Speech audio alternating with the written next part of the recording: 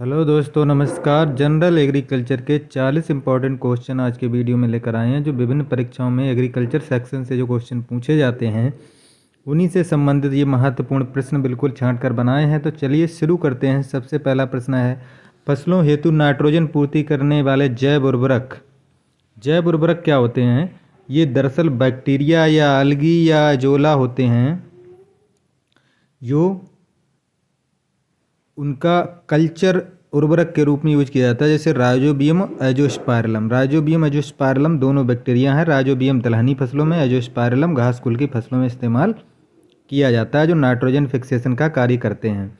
मालवीय 105, पूसा सुगंध 2,35 एवं नरेंद्र सुगंध क्या है? ये सुगंधित धान की प्रजातियां, सेंटेड वैरायटी ऑफ राइस, ट्राइगोग्रामा चिलोनिस, इसे CHI चिलोनिस या किलोनिस CHI होता है, की उपयोगिता क्या है? फसलों में अंड परजीवी जो है, ये अंड परजीवी है। ट्राइगोग्रामा चिलोनिस जो है एक पैरासाइट है जो बायोलॉजिकल कंट्रोल के लिए जिसका इस्तेमाल किया जाता है कीटों के। गाजर घास पार्थेनियम का परभक्षी कीट है। गाजर घास जो है यह पार्थेनियम स्टेरोफोरस या इसको कांग्रेस घास कहते हैं।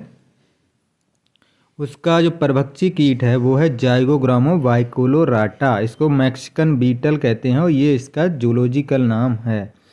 एग्रोस्टोलॉजी विज्ञान की वह शाखा है जिसमें हम किसका अध्ययन करते हैं? घासों का अध्ययन करते हैं।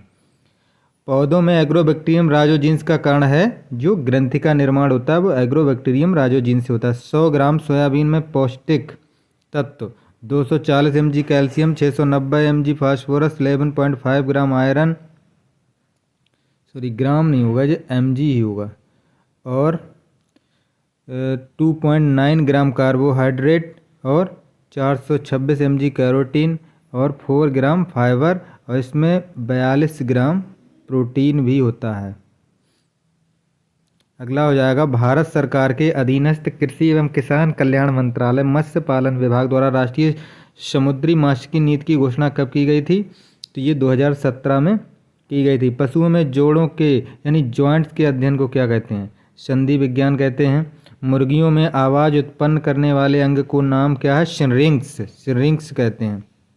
मिड डे मील योजना कब शुरू हुई थी? जो स्कूल में बच्चों को मध्याह्न भोजन दिया जाता है, ये 15 अगस्त 1995 को हुई थी। पहले इसमें ड्राई मैटर मिलता था, चावल मिलते थे, लेकिन अब पका पकाया भोजन मिलता है। ब्लू बेबी सिंड्रोम किस अशुद्ध जल से होता है? नाइट्रेट, अगर जल में नाइट्रेट की अशुद्धता है तो ये ब्लू बेबी सिंड्रोम बीमारी हो जाती है। दुग्ध में पाई जाने वाली प्रोटीन कैसीन का स्कंदन होता है, कागुलेशन, ये रेनिन एंजाइम होता है। रेनिन एंजाइम ही इसको पाचन करता है। अगर रेनिन एंजाइम किसी की बॉडी में नहीं है तो वो दूध को पचा नहीं सकता है, इसीलिए इस एंजाइम को दुग्ध पाचक एंजाइम भी कहते हैं। कैसीन जो होती है दुग्ध की प्रोटीन होती है। ये प्रोटीन की जो कैसीन प्रोटीन है जिसके कारण ही दूध का रंग सफ़ेद होता है। झारखंड सरकार ने राज्य के किसानों के लिए मुख्यमंत्री कृषि आशीर्वाद योजना कब प्रारंभ की थी? ये 1 जनवरी 2019 को की थी। फास्फेटिका कल्चर जो PSB कल्चर के नाम से भी जाना जाता है। PSB का मतलब होता है PSB फास्फोरस सॉल्युबलाइजिंग बैक्टीरिया। ये कल्चर फास्फोरस घोलने वाले सूक्ष्म जीवाणुओं का यौगिक होता है। राइजोबियम का उपयोग, राइजोबियम ये बैक्टीरिया है। दलहनी फसलों में इसका कल्चर इस्तेमाल किया जाता है। दलहनी फसलों के बीज शोधन में 200 ग्राम राइजोबियम कल्चर होता है। 250 मिलीलीटर इसमें पानी, 50 ग्राम गुड़ और 10 किलोग्राम बीज में इसका एक साथ मिला करके इसका बीज शोधन किया जाता है। नीलहरित शैवाल यानी BGA ब्लू ग्रीन एल्गी का प्रयोग खड़ी धान की फसल में होता है नाइट्रोजन की मात्रा को बढ़ाने के लिए, नाइट्रोजन फिक्सेशन के लिए। जो वायुमंडल की नाइट्रोजन है उसको ये फिक्सेशन का कार्य करता है। एजोला फर्न का उपयोग किया जाता है। ये भी धान की फसल में जैव उर्वरक के रूप में एजोला किया जाता है। गाजर घास पार्थेनियम स्टेरोफोरस, इससे पहले भी आ चुका है। ये खरपतवार है। ये बहुत ही खतरनाक खरपतवार है क्योंकि श्वास, दमा, खाज, खुजली, डर्मेटाइटिस यानी त्वचा से और श्वास से संबंधी रोग इससे हो जाते हैं। मोथा साइप्रस रोटंडस इसका बॉटनिकल नेम है। खरपतवार के नियंत्रण के लिए ग्लाइफोसेट 41% 4 लीटर पर हेक्टेयर मात्रा ग्लाइफोसेट दरअसल ये अब प्रतिबंधित हो गया एग्रीकल्चर यूज के लिए, क्योंकि ये नॉन सेलेक्टिव हर्बिसाइड है। ये किसी फसल में इसका इस्तेमाल नहीं होता।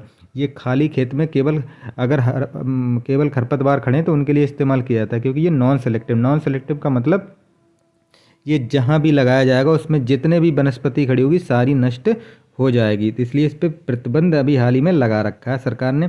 400 से 500 लीटर पानी में घोलकर बनाकर मोथा की तीव्र वृद्धि अवस्था पर छिड़काव करना, ये एग्रीकल्चर यूज में इसका प्रतिबंधित कर दिया गया, वैसे यूज हो रहा है।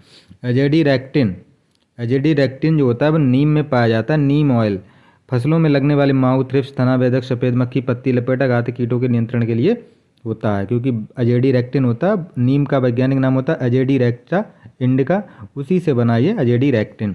नीम तेल, नीम ऑयल की मात्रा कीट नियंत्रण के लिए कितनी होनी चाहिए? तो नीम तेल 0.15% EC इमल्सीफायर कंसनट्रेट होता है एट द रेट ऑफ 1.5 से 2.5 लीटर पर हेक्टेयर 500 लीटर पानी में घोलकर स्प्रे करना चाहिए। ट्राइगोग्रामा चिलोनिस की उपयोगिता, ये अभी आ चुका है, ये रिपीट हो गया क्वेश्चन। बीटी क्या होता है? बीटी कपास, बीटी बैंगन सुना होगा आपने। तो ये बीटी बैसिलस थुरिंजेंसिस ये बैक्टीरिया होता है, उसी का जीन उसके अंदर प्रवेश कर दिया जाता है। ये जेनेटिक मॉडिफाइड फसल होती है। जो बीटी कपास या बीटी कॉटन या बीटी बैंगन जो होता है ये जेनेटिकली मॉडिफाइड फसलें होती हैं। इनके अंदर बीटी जीन ट्रांसफ़र कर दिया जाता है, जिससे ये कीटों के प्रति अवरोधी हो जाती हैं। फसलों, सब्जियों, फलों में लगने वाले लेपिडोप्टेरा कुल के लिए बेधक कीटों की रोकथाम के लिए 2.5 AS की 1 से लेकर 1.5 लीटर मात्रा पर हेक्टेयर 500 मिली पानी में घोलकर स्प्रे करें।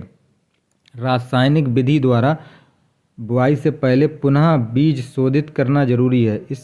इस हेतु किसका प्रयोग होता है? Theorem, carbendazim. थीरम जो फंजीसाइड है, कार्बेंडाजिम भी फंजीसाइड है। 2 से 3 ग्राम प्रति किलोग्राम की दर से बीज शोधन करना चाहिए।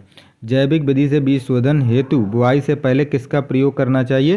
तो ये करना चाहिए ट्राइगोडर्मा 4 ग्राम प्रति किलोग्राम बीज की दर से। शोधित बीज को कैसे रखा जाए? शोधित बीज को ढककर रखा जाए, 8 से 10 घंटे बोरे से ढक दिया जाए। बीज शोधन की उपयोगिता क्या है? बीजों से फैलने वाली बीमारियों के लिए रोकथाम के लिए इसका बीज शोधन किया जाता है, कीटनाशक और फफूंदीनाशक। बीज शोधन की कौन सी विधियाँ? प्रमुख रूप से बीज शोधन की रासायनिक और जैव उर्वरक 2 विधियाँ हैं। जैविक, रासायनिक और जैव उर्वरक 3 हो गई। फसल अवशेष या पराली जलाने पर NGT नेशनल ग्रीन ट्रिब्यून जो है उसने द्वारा कितना दंड निर्धारित किया? तो 2 एकड़ से कम क्षेत्र पर 2,500 रुपये का दंड है, 2 से 5 एकड़ पर 5,000 का, और 5 एकड़ से अगर अधिक आप पराली जलाते हैं तो 15,000 का दंड निर्धारित है। फसल अवशेष या पराली प्रबंधन से क्या लाभ है? भूमि में ऑर्गेनिक कार्बन की मात्रा को बढ़ाता है ये। कृषि विविधीकरण, क्रॉप डाइवर्सिफिकेशन से क्या लाभ है? कृषि विविधीकरण का मतलब हो गया विभिन्न प्रकार की, एक ही फसल नहीं उगानी, हमें कई सारी फसलें उगानी और कई सारी तरह के उसमें यूज करना है। इसमें लागत घटाने, आय बढ़ाने, जोखिम, ओला पाला आदि से होने वाले नुकसान को कम करना। डाइवर्सिफिकेशन का मतलब हो गया कृषि में भी कई फसलें उगाना और उसके साथ भी और भी पशुपालन जैसे व्यवसाय अपनाना। अंतः फसली खेती, इंटरक्रॉपिंग क्या है? खरीफ में कम वर्षा वाले क्षेत्रों में अरहर, मूंग, उर्द के साथ मक्का, ज्वार, बाजरा आदि लेना, एक साथ मिक्स करके लेना। मिक्स क्रॉपिंग होती है, लेकिन इंटर क्रॉपिंग एक निश्चित रो अरेंजमेंट होता है। निश्चित रो अरेंजमेंट जैसे 2 गेहूं की हो गई, फिर 1 सरसों की हो गई, या 2-3 गेहूं की हो गई, 1 सरसों की हो गई, इस तरह से रो अरेंजमेंट के साथ होते हैं, इंटर क्रॉपिंग कहते हैं। दुग्ध उत्पादन हेतु डेयरी योजना क्या है? डेयरी योजना आय वृद्धि का प्रमुख स्रोत है। पशुओं के गोबर एवं मूत्र का प्रयोग compost, vermicompost, NADEP compost के लिए अत्यंत उपयोगी स्कीम है। अगला है डेयरी विकास scheme, national programme for bovine breeding and dairy development का कब लॉन्च किया गया? फरवरी 2014 में इसे लॉन्च किया गया था। नेशनल डेयरी डेवलपमेंट बोर्ड जो है आनंद गुजरात द्वारा क्वालिटी मार्क सर्टिफिकेट स्कीम में क्वालिटी मार्क अवार्ड स्कीम कब चालू की गई? जनवरी 16 में की गई है। पशुपालन, डेयरी एवं मत्स्यिकी विभाग भारत सरकार द्वारा राष्ट्रीय दुग्ध दिवस 2018 कब मनाया गया? ये 26 नवंबर 2018 को मनाया गया था। Delhi milk scheme DMS Delhi वासियों को होलसम मिल्क सप्लाई हेतु को कब स्थापित किया गया? वर्ष 1959 में, और इसकी वेबसाइट जो है ये है। दिल्ली मिल्क स्कीम प्रसंस्करण की पैकिंग वर्तमान में 2018 दुग्ध क्षमता कितनी है? 2018 की पूछ रहा, दुग्ध क्षमता कितनी है? अब तो इसकी बहुत ज़्यादा हो गई है। 2018 की 5 लाख लीटर दिन है, जो शुरुआत में 2.24 लाख लीटर थी। देश में नीली क्रांति जो है ये मत्स्य उत्पादन से है। मत्स्य उत्पादन से किस क्षेत्र में आई थी? ये मत्स्य की उत्पादन में, जो फिश प्रोडक्शन है उससे रिलेटेड ये है ब्लू रेवोल्यूशन।